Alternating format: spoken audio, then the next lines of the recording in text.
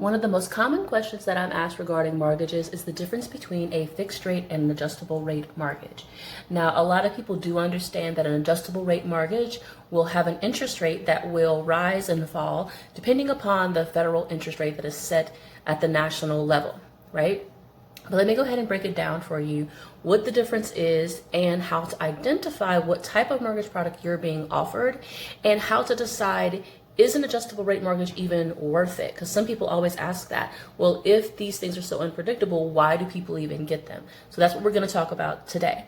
So an adjustable rate mortgage will have at the top of the documentation, if they're being straightforward with you, you're going to see three different numbers in the interest rate category.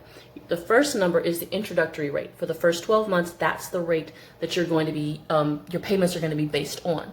The second number is how much the interest rate is allowed to increase in the next year. That last number is showing you how much the interest rate can move for the remainder of the mortgage term, whether it's 15 or 30-year term. It's how much that interest rate is allowed to move. So let's say, for example, you get an adjustable rate mortgage and they offer you a 2% interest rate for the introductory rate for the first 12 months. And the second digit says 1. That means that for the second year, it could go up to 3% interest rate. And that's how your payments would be structured based on that interest rate. It's not saying it'll definitely go up, but it's saying it's allowed to go up that much. Then that after the second year ends, for the remainder of the time, it can fluctuate within that remaining window that's left over with that third number. Okay, so it's really not a comfortable thing because it's unpredictable. Most people don't like adjustable rate mortgages simply because of that fact. So when are they actually even worthwhile? In two specific scenarios. Scenario one is, what if you're buying at a time when interest rates across the country are high? So let's say, for example, it's a 6% interest rate, pretty much standard, right? That's actually really high because usually it's much lower than that. But let's imagine a worst case scenario situation when you're buying, the fixed rate is going to be high. Well, in that case, some people opt in for the adjustable rate mortgage because it'll give them that lower interest rate than what would be currently set in that high interest rate environment. So you get that set for the first 12 months, and then your hope is that you can refinance before you get out of that second year of ownership with the property, and that you can refinance with a fixed rate mortgage when the interest rate drops below that high that it was. So right now, that's not the environment that we're in 2020. The interest rates are very low. But let's say, for example, you don't buy this year, you plan on buying in a future year. If the interest rate gets really, really high, well, then you might consider the adjustable rate because it'll at least help you out as a starting point. Okay, but you want to make sure that you can refinance before the end of the second year. Now, before you get excited, okay, you need to make sure about the language of the mortgage document. Are there any penalties for refinancing within those 2 years? How much is it going to cost you to refinance? Because they will have fees for reprocessing that mortgage. You need to make sure that you're even allowed to refinance, okay? Look at the mortgage language. And this is where hiring an agent like myself is important, because the way that I function as an agent, I'll go through the documentation with you and help you understand what the document says and tell you what questions to ask the lender to make sure that you fully understand the mortgage before you sign on to it.